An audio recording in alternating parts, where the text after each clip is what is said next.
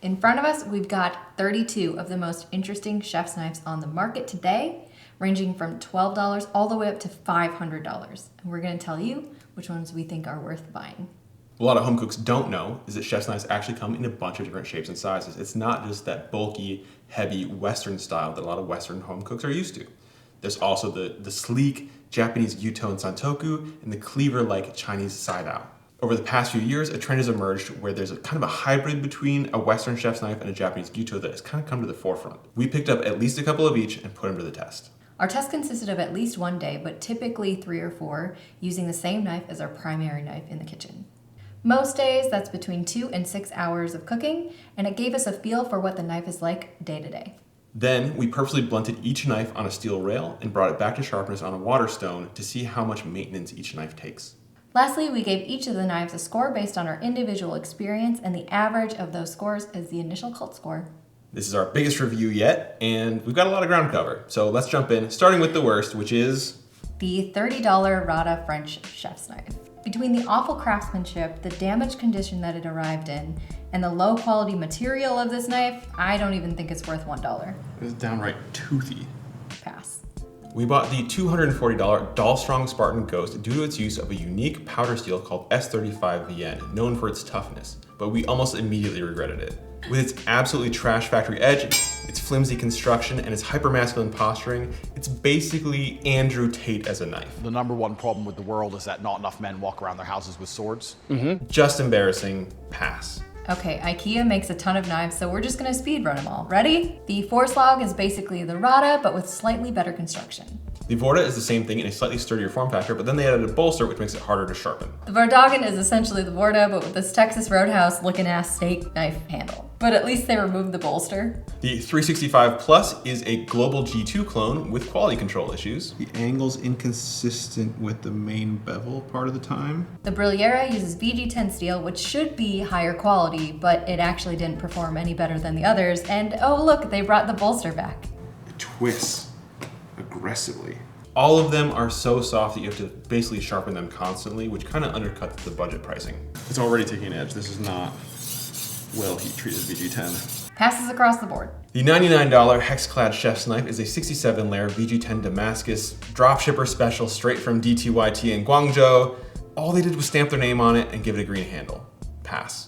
The $160 Willing Pros blade is one of our least favorite designs due to this awkwardly high tip. It was super annoying to use, and the materials aren't anything to write home about either. I don't want the fulcrum to be here, I want it to be there. And that prevents that from being the case. It's a terrible deal at this price point, so pass. The $172 Wusthof Classic Icon is admittedly a huge improvement ergonomically over their flagship Classic line, but that still doesn't make up for the bargain basement steel. You can get far better for far cheaper. Pass. The $200 Showdown Premier is the definition of kitchen jewelry. It's all flashy aesthetic without the performance to back it up. It's super thin, which feels sharp, but it's also so brittle that it's basically a mascot for chipped edges. Pass. The $150 Maiden Chef's Knife is a perfect example of where ergonomics can ruin potential. It holds an edge better than many of the other knives we tested, but this tall belly and the heavy handle make it a pain in the ass to use. It gets sharper towards the back, that's why. Pass. The $170 Showdown Classic is the same as the Showdown Premier, but for $30 less. Regardless, it's still a pass. I feel like a really awkward profile. It really wants you to rock it. The $70 Our Place Everyday Knife actually surprised us. It's not entirely terrible, and for once, Our Place made a decent handle. But it is very soft, and the edges weren't milled down enough, which makes holding it awkward. This is sharp under here. It's the best Our Place product we've ever tested, but it's still a pass. The $440 Miyabi Birchwood is made with a high-end steel called SG2 that is hardened to a blistering 63 Rockwell. I generally think that Miyabi is basically what Shun thinks that they are because they actually have the performance to back up the flashy aesthetics. Okay, no problem. This knife holds an edge beautifully, but we didn't love the feel of the handle, the aesthetic, or the price tag. Pass. Materials, the 8-inch knife is millennial blanding in knife form. It's heavy, balanced toward the knife handle, and they won't disclose what the steel is made of, which is never a good sign. It is on the cheaper end at $80, but there are better knives out there for that price point. Pass. The Victorinox Rosewood is the Victorinox Vibrox, but they swapped out that plastic handle for its rosewood one and bumped up that price to $60. It still has the same super soft steel as the Vibrox, so it'll dull really quickly, but at least the geometry isn't completely tragic. Regardless, it's still a pass. The Miyabi Black takes the Miyabi Birchwood and trades the already very hard SG2 steel for the even harder ZDP 189. At 67 Rockwell, it's the hardest steel we've ever tested. At this high of hardness, you really get diminishing returns in terms of practical applications, and I'm always worried it's going to chip. It is struggling in some places. I'd heard it was hard to sharpen, but that wasn't our experience. Otherwise, all the comments from the Birchwood apply. We didn't love the handle, the aesthetic, or the price tag of $500. Not only the hardest knife, but the most expensive knife we've tested thus far. Pass. The Dao 210mm cleaver is a hefty side owl made in Vietnam from recycled car leaf springs. It's very soft, but not terrible for $74. Though the surface texture can be difficult to keep from rusting due to all the crevices and divots in the blade. Pass. The $150 Mac MTH80 comes highly recommended from both the Wirecutter and Series seats, but we just thought it was okay. The form factor is essentially identical to both the Tojiro Classic and the Headley & Bennett, but this one costs $30 more. The steel also isn't very rust resistant for a stainless. Still a smash, but just barely. The Hitohira 220mm Chugabocho is a decent side out made from cheap but well-balanced SK carbon steel.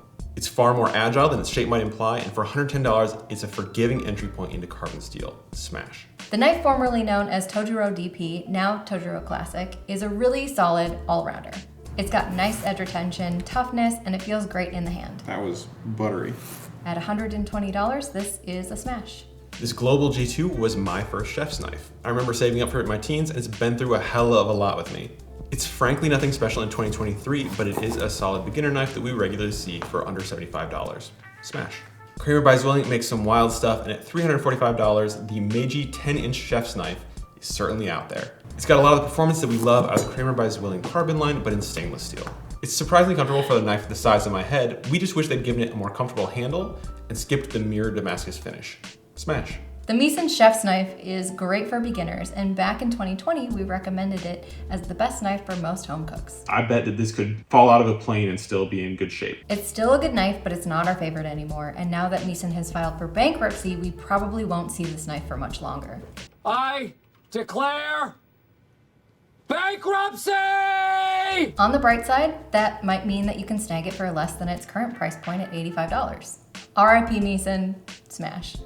On that note, our recommendation for most home cooks today is the $115 Headley & Bennett chef's knife. It's the same steel as the Meisen in a lighter, sleeker form factor. It's got great edge retention, but not so hard that it'll chip, and it's easy to sharpen too.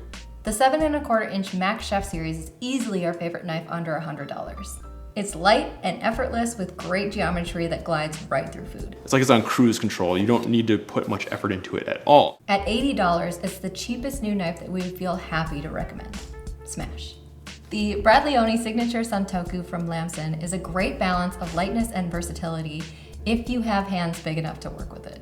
We were skeptical of it initially because of its gimmick, but we found it genuinely useful. At $110, it's a smash. The Steelport 8-inch chef's knife is an absolute beauty made of my favorite carbon steel, 52-100.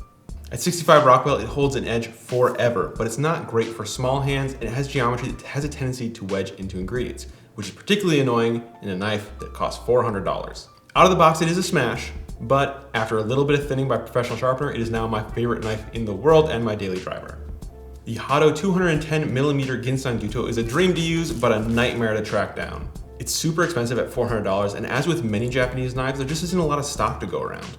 It's a bit brittle, but it's truly fun in a way that we didn't know knives could be. Getting those knife skills! Smash. The Hitohira 180mm Santoku is my daily driver and a knife that Bryn and I both genuinely adore. It holds an edge forever and it sharpens like a dream. At $160, we think this knife is a steal, but it can be hard to track down. Still, it's a smash. Lastly, our highest scoring knife continues to be the $350 Kramer by Zwilling Carbon. This is the 1.0, but the 2.0 is basically identical. It's got all the same things we liked in the Steelport, but with better geometry out of the box, a slightly more forgiving edge, and a better balance that makes it more comfortable for more people. Don't feel like you have to remember everything we talked about today. All of the initial scores for these knives are going to be up on cultflave.com, and some of them even have links to buy, if you are so inclined. If you like one of these knives and we don't, just remember Cult Flave's #1 rule: in your kitchen, your opinion matters most. We're trying to help people enjoy their time in the kitchen, not shit on your faves. I'm so hot. Yeah, you are. I'm sweating.